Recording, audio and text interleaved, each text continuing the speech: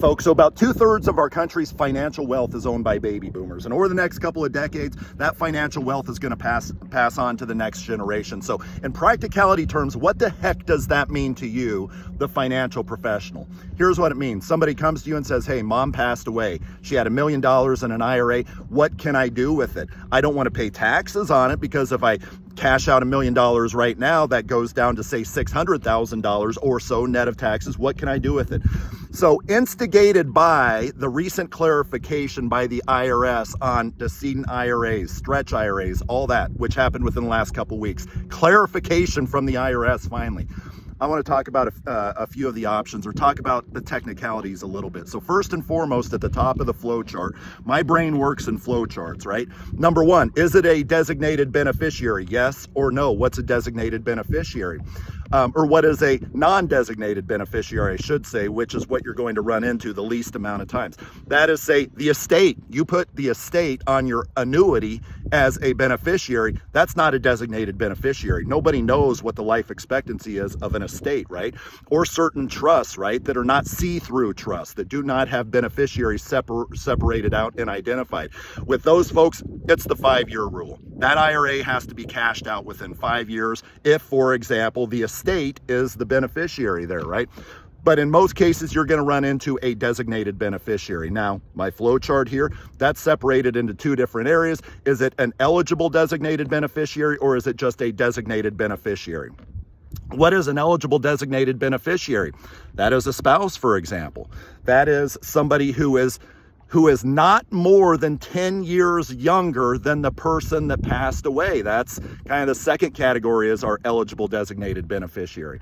What's another category? Minors. But once they hit the age of majority, they're treated like a just designated beneficiary versus an eligible designated beneficiary. But there are a couple other examples. I think there are 5 or 6 there. But for these folks, you can do the stretch IRA. Folks, there's a difference between just a decedent IRA and a stretch IRA. Stretch IRA says that when your life expectancy of the beneficiary is, say, 50 years of age, and you have a 30-year life expectancy or so, the fact checkers can check me out, I'm just going on generalities here, then that means that you can stretch out that tax liability over 30 years. That is the benefit of being an eligible designated beneficiary, this prong on my flow chart, right? Now, what about the prong on the other side of my flow chart? You are not an eligible designated beneficiary, you're just a designated beneficiary. It's the 10-year rule, meaning you have to cash out that IRA within 10 years. It's basically everybody else other than the eligible designated beneficiary. And this is probably in most circumstances, right?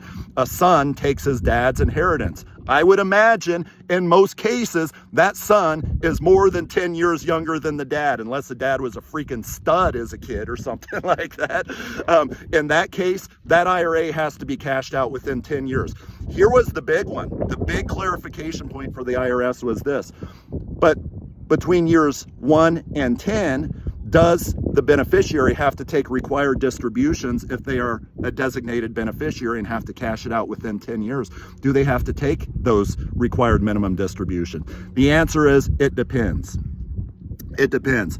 If when the dad passed away, or the owner of the IRA, the original owner, if they had turned on the RMD faucet yet at that point in time, as Ed Slott says, if the RMDs were being taken because the person was older than age 73 or soon to be 75 or whatever, then the required distributions have to continue for years 1 through 9, and then by the 10th year it all has to be cashed out. And that's based off the beneficiary's life expectancy, okay? A lot of people get confused. Is it based off the older person that passed away, their life expectancy, or the beneficiaries? During that 10-year rule, if the beneficiary is required to take required minimum distributions, it is based off their life expectancy.